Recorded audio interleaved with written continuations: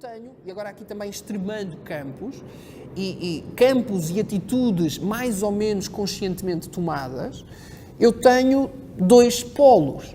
Por um lado, a história legitimando, a historiografia jurídica legitimando o direito atual e a historiografia jurídica questionando o direito atual.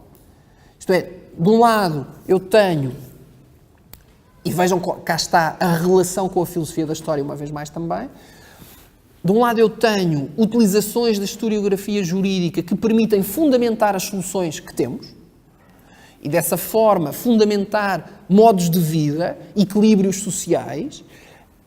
De um outro lado, que eu posso fundamentar dizendo isto é o desenvolvimento, isto é o progresso, houve outras soluções, mas estão ultrapassadas. E de um outro modo eu posso fazer um discurso diverso, que é o de dizer que aquilo que tenho hoje é o resultado de uma construção possível entre outras. E que o tenho e mantenho enquanto o mantiver. É possível um outro discurso. Ou seja, de um certo lado, agora simplificando, caricaturando, talvez de forma excessiva, a afirmação de que as alternativas, outros modos de vida, são menores, são, de algum modo, a marca de um atraso civilizacional, estão superados. E a cada mudança eu superei um estado que tinha antes, uma situação, uma solução menos depurada, menos conseguida. Se relacionar isto com construções materiais de direito, posso dizer, menos justa, por aí fora. E sabem, enfim, todos têm presente, independentemente de estarem em Portugal como estudantes ou de viverem em Portugal, nas vossas comunidades de origem, por assim dizer, também se discutem questões, aqui em Portugal agora chama-se questões fracturantes, em que se afirma de um lado que a solução que proponho é justa e do lado oposto se afirma justamente a justeza da solução proposta. E as duas podem ser avançadas, podem ser justificadas com a história. Mas então, de um lado, eu tenho a história que se permite sedimentar o direito atual, do outro lado, eu tenho aquilo a que podemos chamar a dimensão crítica e relativizante da historiografia jurídica. A historiografia jurídica permite identificar o caráter epocal de qualquer discurso. De qualquer discurso, então, reparem, e vejam, se calhar, aqui uma mais-valia da historiografia jurídica criticamente orientada. Qualquer discurso é epocal, também o do historiador do direito, que assume a historiografia jurídica como um elemento que permite relativizar o direito atual. Ou seja, daqui resulta, de certa forma, a afirmação também do caráter contingente das soluções que temos, da possibilidade de as transformar e olhar para a história como um laboratório de múltiplas construções, mas não numa perspectiva determinística. Isto é, não é pelo facto desta solução ter sido a solução sempre utilizada que ela se torna a solução justa. O facto desta solução ter sido sempre utilizada permite apenas afirmar que esta solução foi sempre utilizada. Não permite legitimá-la. Isto é, não faz com que essa solução seja boa nem má. Diz apenas algo sobre a sua duração. Isso não significa, ou isso por si só não justifica. A menos que eu tenha uma teoria da história, ou até uma mundividência, que justifica uma perspectiva conservadora.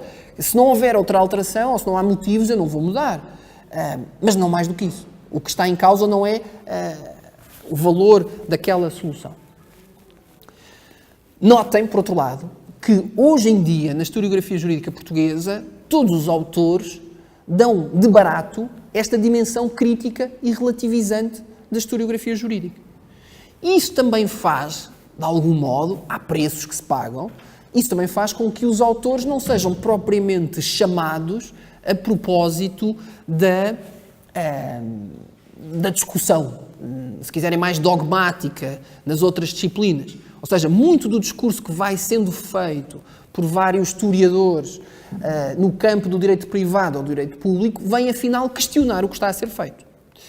No campo da ciência do direito privado e da ciência do direito público. Enfim, eu, antes de saltar para o ponto seguinte, relativo à questão hermenêutica,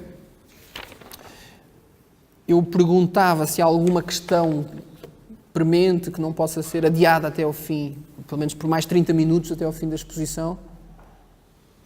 Isto apenas porque tinha prometido que fazia aqui uma pausa para questões. Vou aproveitar o silêncio e avanço. Eu agora, se calhar, vou ter que saltar aqui alguma coisa. Vamos ver. O que é que eu tenho aqui? O ponto 3 e o ponto 4. Como vê, o ponto 3 tem aqui só, basicamente, uma indicação de nomes e depois o ponto 4 mais desenvolvido. A questão hermenêutica como problema metodológico da historiografia jurídica. E o ponto 4 é uma concretização deste problema.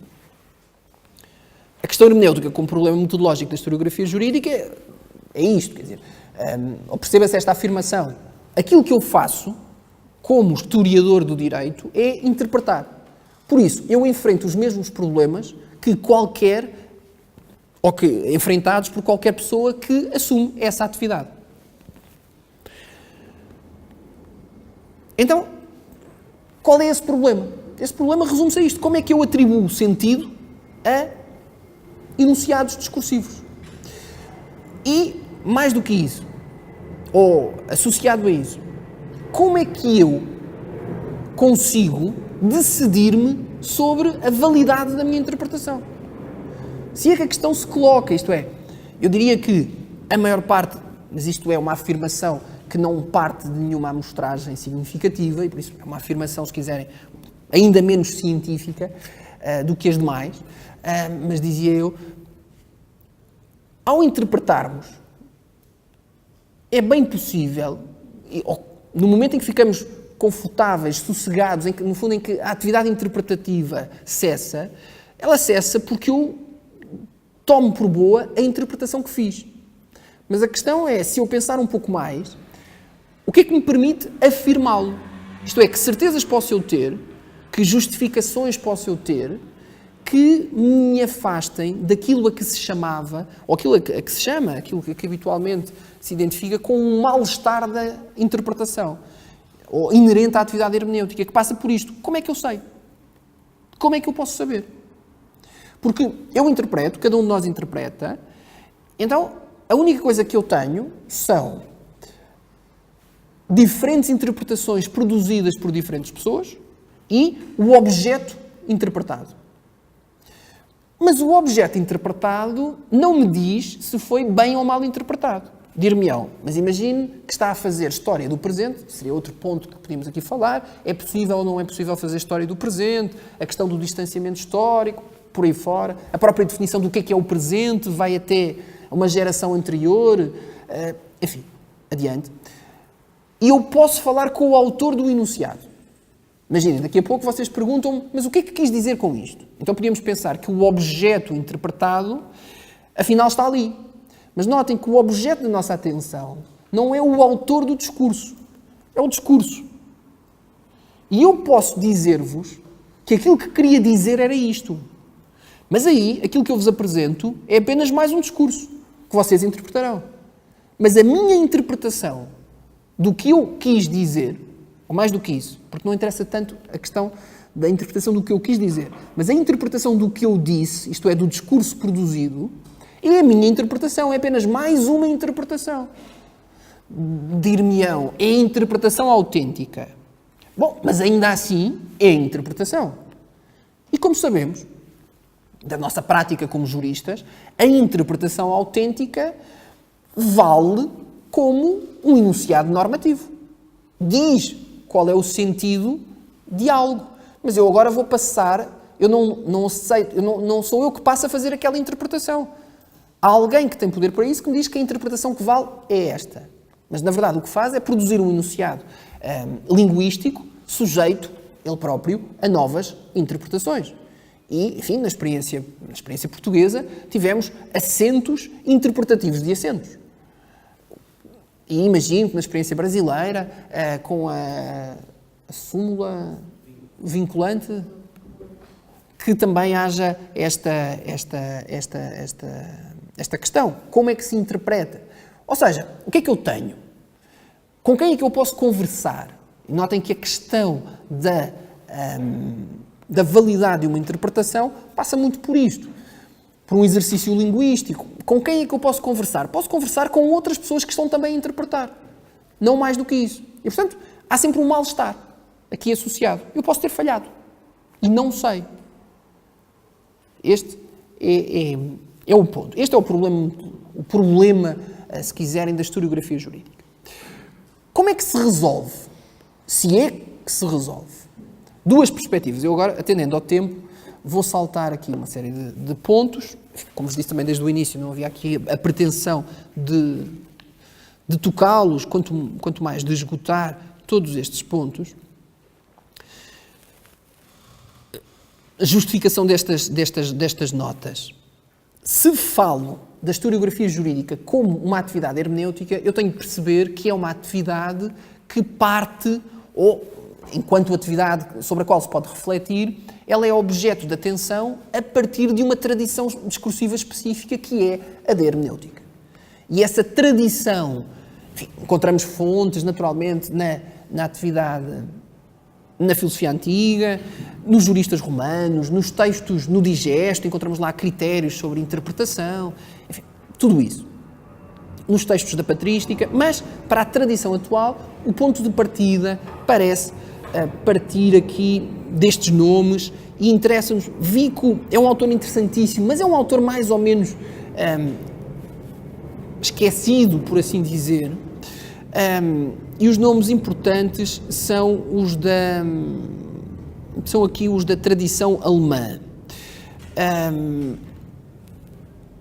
Nomes que pensam esta atividade interpretativa,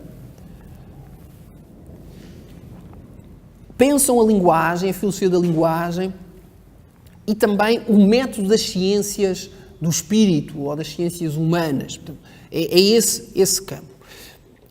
O campo desta reflexão. E por isso, se eu quero compreender o que é hermenêutica ou o que se afirma ter sido hermenêutica, eu tenho de olhar para estes textos. Por outro lado, também só tenho a ganhar se olhar para os textos de juristas. Entre nós, por exemplo, seria interessante olhar para os textos de Pascoal de Melo Freire. Um nome importantíssimo para a cultura jurídica portuguesa e para a cultura jurídica brasileira. É o primeiro autor cujo texto sobre a história do direito português, por assim dizer, vai ser adotado como compêndio na Faculdade de Direito, a Faculdade das Leis, em Coimbra, no início do século XIX. E esse texto contém um último capítulo sobre a hermenêutica jurídica. E é interessante ver aí o que é que se afirma sobre interpretação. É, se quiserem, uma súmula do estado da arte de meados do século XVIII. E vão ver aí, e podem associar isto à lei da boa razão, a afirmação de que a interpretação é uma atividade necessária perante textos não claros. Afirma-se aí que, se os textos forem claros, não é necessário interpretar. É uma ideia que vem das fontes romanas, in claris non fit interpretatio, Justiniano, num texto em que põe a valer o digesto, afirma: não há aqui interpretação. Se o texto é claro, não há interpretação. Mas a clareza do texto é já um juízo que eu formulo como resultado de uma interpretação. Enfim, fica essa referência. Vale a pena ver essa tradição. Depois é interessante ver como é que essa tradição, a tradição dos textos portugueses sobre a interpretação jurídica, é recolhido no século XIX e chega a Guilherme Moreira. Guilherme Moreira é esse que vai receber também os textos da teoria geral do direito civil alemães, tal como são recebidos, traduzidos em Itália. Então, essa tradição que vem de Savigny e que não é de todo a tradição de Melo Freire, vão ali encontrar-se, entretecer-se. Há muitos textos na bibliografia portuguesa sobre isso, a professora Silvia Alves, o professor António Manuel Espanha, o professor Barbas Homem, enfim, professor Mário Reis Marques, há aí muitos textos sobre estas matérias. Mas seja como for, duas tradições. Nestes nomes que aqui encontramos, Schleiermacher, Dilthey, o que é que surge? Uma tradição que é a hermenêutica como método. Depois vejam aí o ponto 3.4 e o 3.3 e o 3.4. Há uma tradição discursiva que nos diz que a hermenêutica é o método para a interpretação, ou de outro modo, que a hermenêutica tem um método. A arte de atribuir um sentido tem um método. Se eu adotar devidamente esse método, vou determinar o sentido do texto.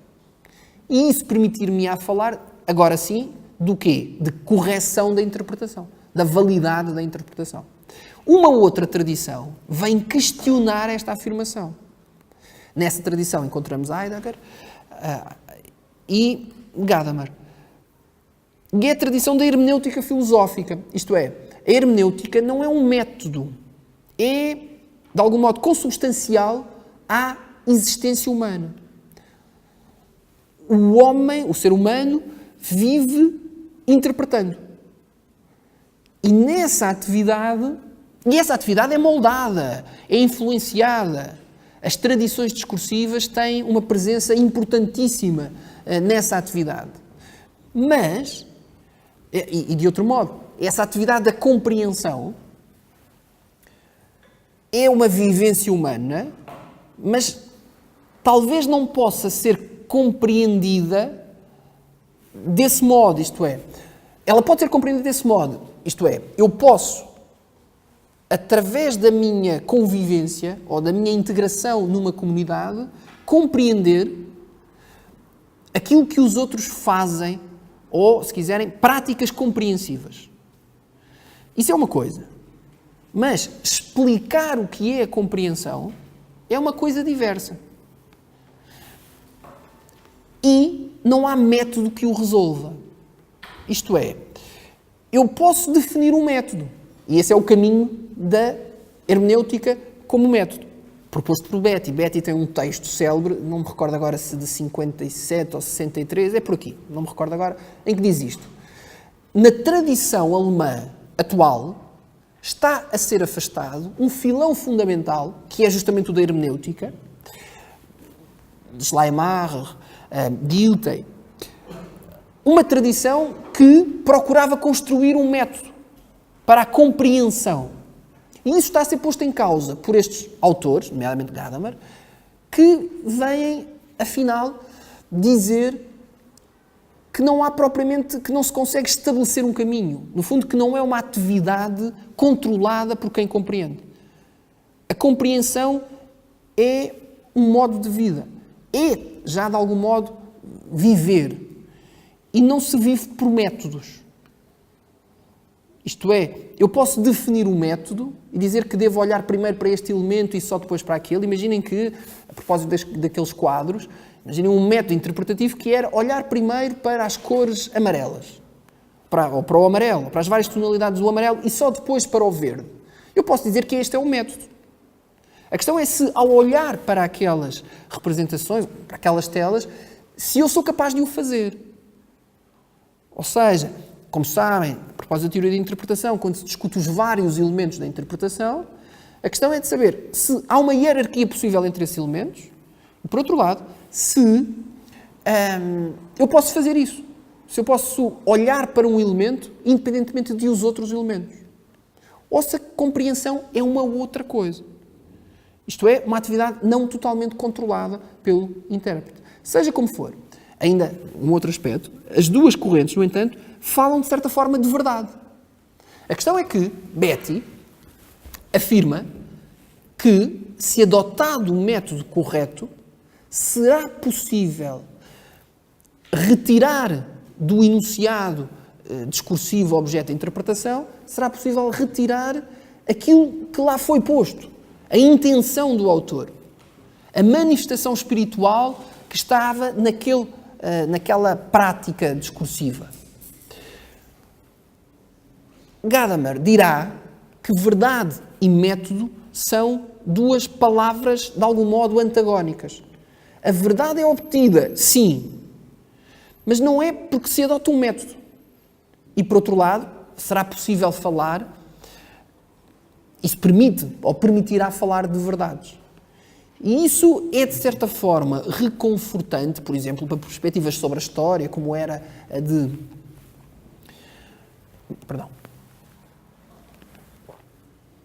Como era a de Walter Benjamin, e que olhava nas suas teses sobre a história, que dizia que o anjo da história olha para o passado e procura identificar o que se esqueceu, as singularidades, as especificidades. Esta ideia da hermenêutica e da afirmação da verdade por um ato compreensitivo vai, inevitavelmente, dar lugar a diferentes leituras e a valorizar essas diferentes leituras. Então percebem também que a própria noção de verdade está aqui a ser trabalhada. Mas, enfim, já agora, só aqui este ponto final. Muitas vezes a chamada filosofia continental é afastada da filosofia anglo-saxónica de feição analítica, que com raízes também na prática ainda oitocentista, não necessariamente anglo-saxónica, mas que vai, ainda na primeira metade do século e antes da Segunda Guerra Mundial, vai ter uma importância muito grande nos centros universitários ingleses. Mas há também muito boa gente que chama a atenção para a relação de proximidade entre as perspectivas hermenêuticas, da filosofia hermenêutica, e da filosofia analítica, tal como vai ser desenvolvida por Wittgenstein, sobretudo com as investigações filosóficas. Mas não se esqueçam que no final do Tratado Lógico-Filosófico, Wittgenstein chama a atenção para a relevância das realidades ou das dimensões sobre as quais talvez não possamos falar. Mas talvez não possamos falar sobre essas realidades simplesmente porque sobre essas realidades não é possível eu afirmar factos. E é por isso que nos diz que sobre aquilo que não podemos falar devemos nos silenciar. Essa forma, uma certa forma de falar, não pode ser adotada justamente para as coisas que interessam, coisas que estamos habituados a associar a interrogações sobre o sentido da vida, o que devemos fazer, por aí fora. Isto é, ao mundo da normatividade. Mas não sendo possível falar de um modo que podemos chamar de científico sobre essas dimensões, talvez seja possível fazê-lo de um outro modo que é desenvolvido nas investigações filosóficas. E há vários nomes da filosofia analítica que vão, de algum modo, apontar caminhos que permitem fazer uma ponte com ideias como o mundo da vida, a ideia da aplicatio, que encontramos na hermenêutica filosófica. E vejam depois os nomes do pragmatismo norte-americano, de Donald Davidson, Richard Rorty, aqui enunciados, que nos dizem também algo sobre tudo o que é hermenêutica. Como é que isto se repercute, então, na historiografia jurídica? Bom, repercute tal qual se repercute em qualquer área do discurso. O sentido e o limite, e os limites da atividade interpretativa serão mais ou menos o mesmo. Do que é que nós tratamos? De textos jurídicos, de pensamentos jurídicos, de enunciados discursivos relativos ao direito. O que é que nós vemos a partir de uma certa altura, e a partir de uma certa altura, leia-se, na prática, a partir da fundação do direito, por assim dizer, na experiência romana, da invenção do discurso jurídico na experiência romana? A adoção de um vocabulário específico. Tal como nós hoje aprendemos, desde que chegamos ao primeiro ano, o vocabulário específico do direito, também, noutros momentos, há um vocabulário específico dos juristas. Há aquilo a que podemos chamar uma dogmática. A questão é de saber como é que eu consigo interpretar textos feitos, ou potencialmente feitos, eu à partida não sei, mas potencialmente feitos recorrendo a outras dogmáticas.